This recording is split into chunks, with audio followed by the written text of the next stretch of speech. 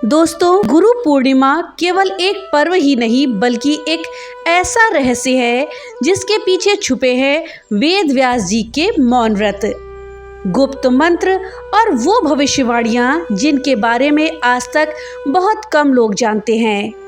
गुरु पूर्णिमा को ही व्यास पूर्णिमा क्यों कहते हैं?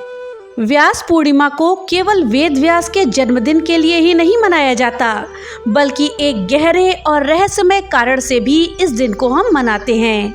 और वो कारण जुड़ा हुआ है व्यास जी के एक अद्भुत तप से। कहा जाता है कि एक समय ऐसा था जब स्वयं वेद व्यास जी को चिंता होने लगी थी कि कलयुग में लोग मेरी रचनाएं भूल जाएंगे। उन्हें संशय होने लगा था कि क्या सच में मनुष्य मेरी रचनाओं को पढ़ करके धर्म और सत्य का पालन करेगा या फिर वो कलयुग के प्रभाव में बह जाएंगे। और इसी चिंता में उन्होंने बद्रीनाथ के पास एक गुप्त गुफा में 12 वर्षों तक मौन व्रत रखा।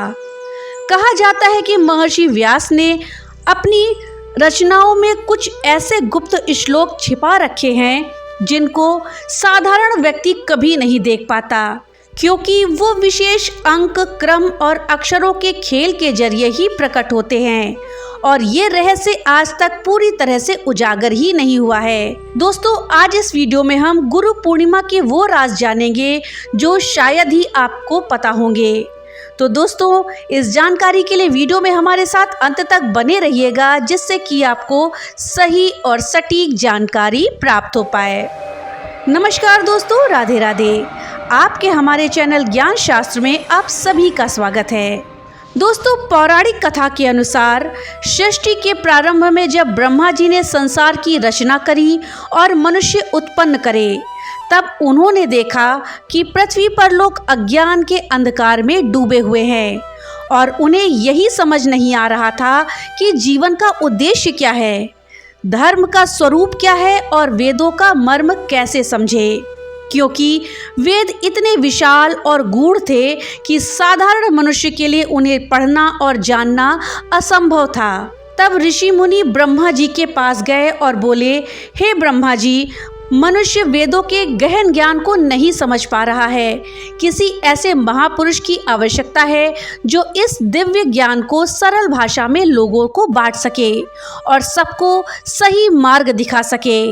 तब ब्रह्मा जी ने अपने नेत्र बंद किए और दिव्य दृष्टि से भविष्य में देखा और फिर धीरे से बोले, मेरे वंश में पराशर नामक ऋषि के घर में एक पुत्र का जन्म होगा।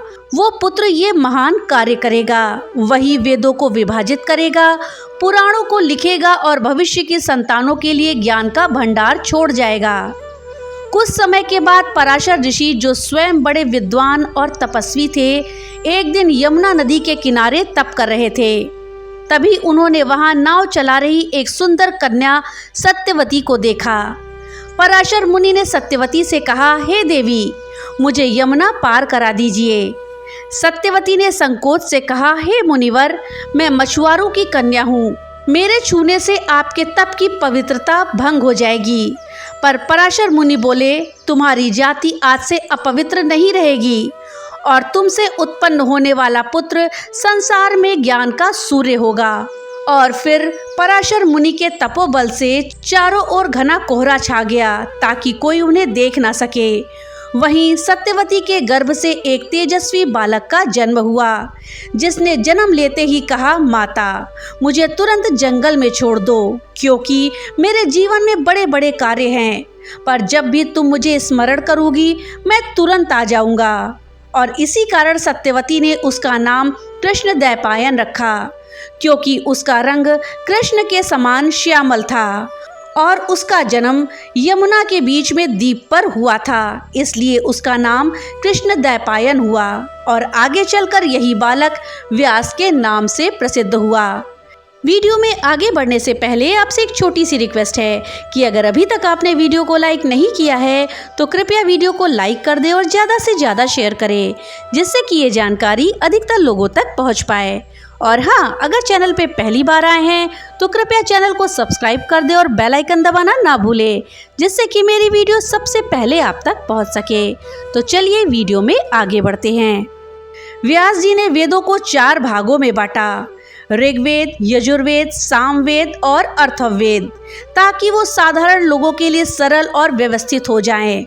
कहा जाता है कि एक गुप्त रहस्य ये भी है कि व्यास जी को स्वयं नारायण ने आदेश दिया था कि वेदों का विभाजन करें, क्योंकि आने वाले कलयुग में मनुष्य की स्मरण शक्ति कम हो जाएगी और अगर वेद इतने विशाल रूप में रहेंगे तो लोग धर्म और सत्य से दूर होते जाएंगे। उन्होंने 18 पुराणों की रचना करी। महाभारत जैसा महान ग्रंथ भी उन्हीं ने रचा, जिसमें धर्म, राजनीति, नीति, भक्ति और मानव जीवन के सभी पहलुओं का अद्भुत समावेश है। और श्रीमद् भगवत गीता का उपदेश भी उन्हीं की वाणी से निकला, जो आज भी सारे संसार का पथ प्रदर्शक है। इसके अलावा व्यास जी ने 18 पुराणों को लिखा, जिसमें वेदों का सार और जीवन की गहन शिक्षाएं हैं और उनके इस अद्भुत कार्य के लिए अमूल्य योगदान के कारण आषाढ़ मास की पूर्णिमा को पूर्णिमा कहा जाने लगा, ताकि संसार उनके प्रति कृतज्ञता प्रकट कर सके। और यही वो पवित्र दिन है जिसे हम गुरु पूर्णिमा के रूप में मनाते हैं, जब शिष्य अपने गुरु को नमन करते हैं, क्योंकि व्यास जी को ही गुरु परंपरा का आधार स्तंभ माना जाता है।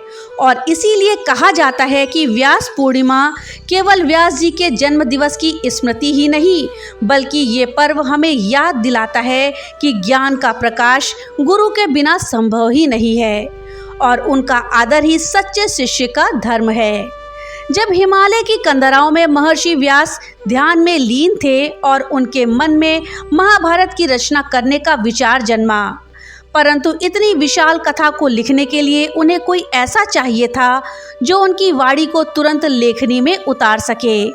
तब वो गणेश जी के पास पहुँचे और उनसे आग्रह किया, हे गणपति, मेरी महाभारत कथा को लिखिए। गणपति जी बोले, ठीक है, पर मेरी भी एक शर्त है कि आप बिना रुके हुए श्लोक बोलते जाएंगे। व्यास जी मुस्कुराए और बोले, मेरी भी एक शर्त है, आप तब तक कोई श्लोक नहीं लिखेंगे जब तक कि उसका अर्थ समझ ना जाए। और इस प्रकार व्यास जी ने बीच बीच में ऐसे गूढ़ श्लोक बोले जिससे कि गणेश जी को सोचने का अवसर मिले, और इस अद्भुत संयोग से महाभारत की रचना हुई। गणेश जी जब बीच बीच में श्लोकों को सोचने समझने लगते थे, उसी समय में ही वेद व्यास जी अपने कार्यों को निपटा लेते थे। इसी कारण आषाढ़ पूर्णिमा को व्यास पूर्णिमा भी कहते हैं, जो हम गुरु पूर्णिमा के रूप में मनाते हैं, क्योंकि इसी दिन शिष्य अपने अपने गुरुओं का पूजन करते हैं, उन्हें दक्षिणा और सम्मान अर्पित करते हैं। दोस्तों, बहुत कम लोग जानते हैं कि व्यास पूर्णिमा को सिर्फ वेद व्यास के जन्म के लिए ही नहीं, बल्कि एक और गहरे रहस्य के कारण से मनाया जाता है, और वो कारण जुड़ा है व्यास जी के तप से। क्योंकि कहते हैं कि एक समय ऐसा आया जब स्वयं वेद व्यास जी को भी संशय होने लगा था कि क्या सच में मनुष्य मेरी रचनाओं को पढ़कर धर्म और सत्य का पालन करेंगे, या फिर वो कलयुग के प्रभाव में बह जाएंगे। और इसी चिंता में उन्होंने बद्रीनाथ के पास एक गुप्त गुफा में 12 वर्षों तक मौन व्रत रखा और निश्चय किया कि यदि मेरी रचनाओं का कोई महत्व नहीं रहेगा तो मैं कभी इस गुफा से बाहर ही नहीं आऊँगा। तब देवताओं में खलबली मच गई, क्योंकि अगर वेद व्यास जी संसार से लुप्त हो जाते तो मानवता का सबसे बड़ा ज्ञान भी लुप्त हो जाता। तब सरस्वती देवी उनके सामने प्रकट हुई और बोली, हे व्यासदेव, तुम व्यर्थ की चिंता मत करो। कलयुग में भी साधक होंगे जो तुम्हारे शब्दों के छुपे हुए दिव्य ज्ञान को समझेंगे और तुम्हारी वाणी युगों तक गूंजेगी। कहा जाता है कि उस गुफा में सरस्वती जी ने वेद व्यास जी को एक गुप्त मंत्र दिया, जिसे व्यास गुहु कहा जाता है, और कहा जाता है कि इस मंत्र का उच्चारण केवल वही कर सकता है जिसके मन में अहंकार का एक अंश भी ना हो। और व्यास जी ने यह गुप्त मंत्र महर्षि शुकदेव को ही सौंपा था। यही कारण है कि शुकदेव जी के श्रीमुख से भागवत पुराण जैसे ग्रंथ का उपदेश संभव हुआ, क्योंकि कहते हैं कि भागवत की कथा में वही दिव्यता है जो उस व्यास के गुह मंत्र के प्रभाव से उत्पन्न हुई। और एक अनोखा तथ्य ये भी है कि व्यास जी ने अपनी लेखनी में गणना का एक गुप्त विज्ञान छुपा दिया था, जिसे सरल भाषा में 24 का रहस्य कहा जाता है। क्योंकि व्यास जी ने देखा कि हर महान शक्ति और तत्व ब्रह्मांड में 24 तत्वों में विभाजित हैं, जैसे प्रकृति के 5 महाभूत, मन, बुद्धि, अहंकार, इंद्रियों के विषय आदि। और उन्होंने महाभारत के श्लोकों की संख्या भी ऐसी गुप्त गणना पर आधारित रखी कि अगर कोई श्लोकों की गणना विशेष ढंग से करे तो उसमें भविष्य के कुछ संकेत मिलते हैं। और कहा जाता है कि महर्षि व्यास ने अपनी रचनाओं में कुछ ऐसे गुप्त श्लोक भी लिखे हैं जिन्हें साधारण व्यक्ति कभी नहीं देख पाता, क्योंकि वो विशेष अंक, क्रम और अक्षरों के खेल के जरिए ही प्रकट होते हैं। और ये रहस्य आज तक पूरी तरह से उजागर नहीं हुआ है। और इसीलिए आषाढ़ मास की पूर्णिमा को केवल व्यास जी के जन्मदिन की स्मृति में नहीं, बल्कि उनके महान तप, गुप्त ज्ञान और उस अद्भुत रहस्य के कारण भी हम मनाते हैं और उसे व्यास पूर्णिमा कहते हैं, ताकि संसार को ये याद रहे कि ज्ञान केवल श्लोकों को पढ़ने से नहीं मिलता, बल्कि उस ज्ञान के पीछे छुपे रहस्य और उसके तप को समझने से ही उसकी असली रोशनी प्रकट होती है। फिर कथा आती है शुकदेव जी की, जो व्यास जी के पुत्र थे और जन्म लेते ही वन में तप करने के लिए चले गए। पर व्यास जी ने सोचा कि बिना श्री कृष्ण कथा सुने पुत्र को पूर्ण ज्ञान कैसे होगा। तब उन्होंने शुकदेव जी को भागवत कथा सुनाई, जिससे वे आत्मज्ञान से पूर्ण हो गए। एक बार एक शिष्य ने अपने गुरु से पूछा, हे गुरुदेव, ज्ञान इतना आवश्यक क्यों है? तब उसके गुरु उसे कुएं के पास ले गए और बोले, देखो क्या दिखता है? शिष्य बोला, कुछ नहीं। फिर गुरु ने उसमें पानी डलवाया और उसमें सूरज का प्रतिबिंब दिखा।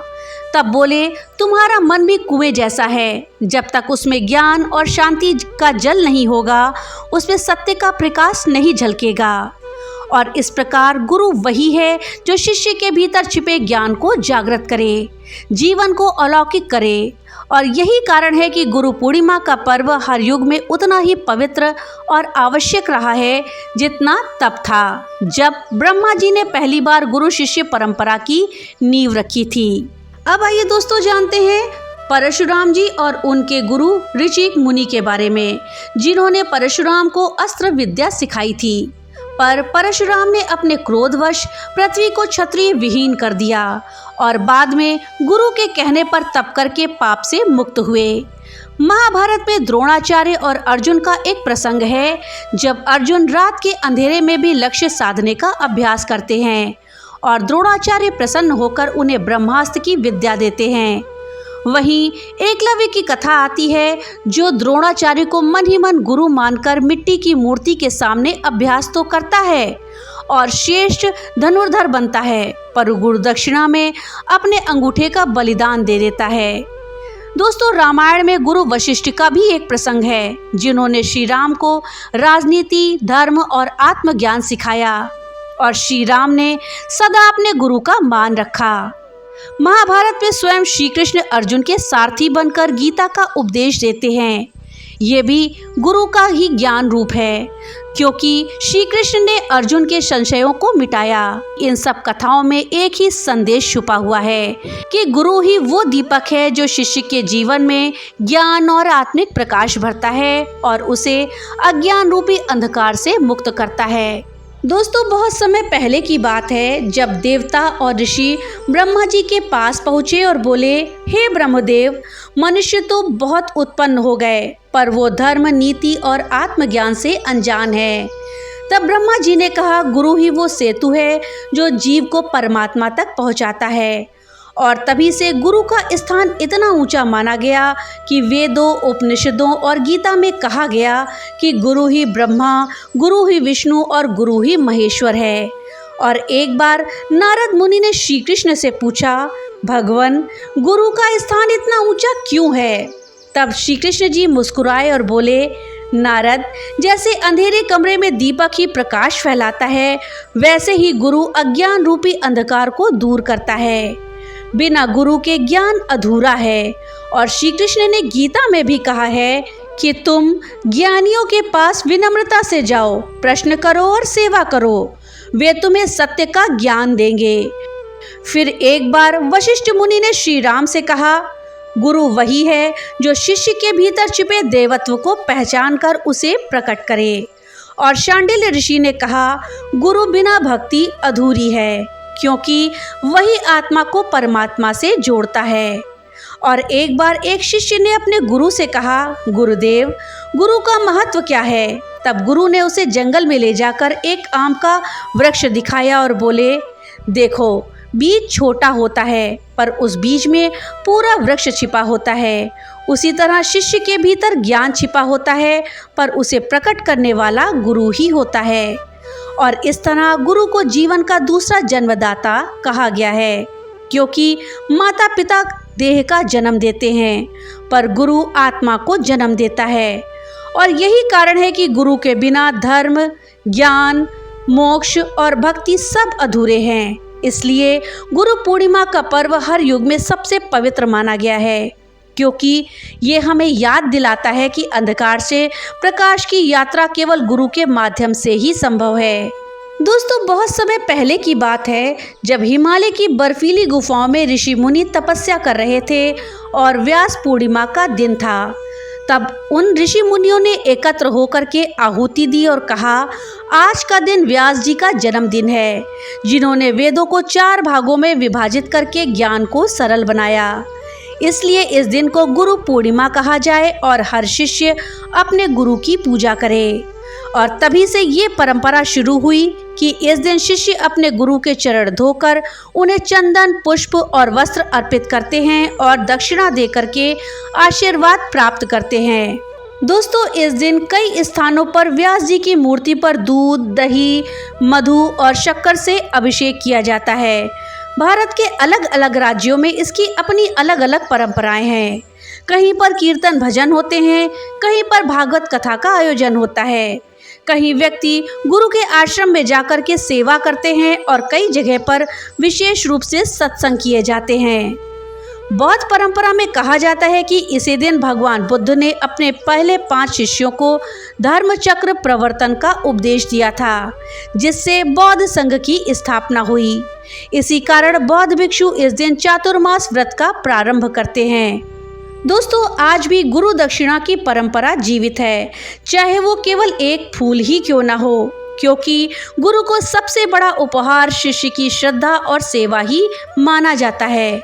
और यही कारण है कि हर युग में गुरु पूर्णिमा का पर्व उतनी ही श्रद्धा से मनाया जाता है जैसे प्राचीन काल में मनाया जाता था, जब व्यास जी ने वेदों को बांटकर ज्ञान का दीपक जलाया था। आज भी गुरु का उतना ही महत्व है जितना वेदों और पुराणों के समय में था। मनुष्य की शांति, आत्मविश्वास और सच्चा ज्ञान उसी को मिलता है जिसके जीवन में कोई मार्गदर्शक हो। और इसीलिए गुरु पूर्णिमा का पर्व हर युग में हमें याद दिलाता है कि गुरु सिर्फ मंत्र और श्लोक ही नहीं सिखाता, बल्कि जीने की कला को भी सिखाता है। जैसे आज के युग में लोग इंटरनेट और सोशल मीडिया को ज्ञान का स्रोत मान लेते हैं, पर वो सिर्फ सूचना देता है, विवेक नहीं। और गुरु वही है जो उस सूचना के बीच से सच और झूठ को छांटकर शिष्य को सही राह दिखाता है। आधुनिक समय में कई जगह गुरु शिष्य का संबंध बदल गया है। असली गुरु वही होता है जिसके संपर्क से आत्मा को शांति मिलती है और दिल को सुकून मिलता है। गुरु के चरणों में बैठकर ही इंसान अपने जीवन की उलझनें सुलझाता है। और आज की दुनिया में जहां मानसिक तनाव, प्रतियोगिता और अकेलापन बढ़ता जा रहा है, वहां गुरु ही वो सहारा है जो अपने अनुभव, करुणा और ज्ञान से शिष्य के भीतर का डर और अंधेरा मिटाता है। इसलिए गुरु पूर्णिमा सिर्फ एक परंपरा नहीं है, बल्कि एक जीवन दर्शन है जो कहता है कि बिना गुरु के जीवन अधूरा है, क्योंकि वही हमको सिखाता है कि कब बोलना है, कब चुप रहना है, कैसे सफलता पानी है और कैसे सफलता को संभालना है, कैसे दुखी जीवन में भी हम मुस्कुरा के जिएं। और यही वजह है कि हर युग में चाहे राजा हो या फिर आज कोई साधारण इंसान, हर कोई गुरु के बिना अपने जीवन में अधूरा ही है। और इसी सच को याद दिलाने के लिए गुरु पूर्णिमा का पर्व हर साल मनाया जाता है, ताकि हम सब फिर से जानें कि असली रोशनी कहीं बाहर नहीं, बल्कि गुरु के शब्दों और सृष्टि में ही छुपी हुई है। तो दोस्तों ये थी जानकारी गुरु पूर्णिमा के विषय में। जानकारी आपको कैसी लगी हमें कमेंट बॉक्स में लिख करके जरूर बताइएगा। तो मिलते हैं अगली नई वीडियो के साथ, तब तक के लिए राधे राधे।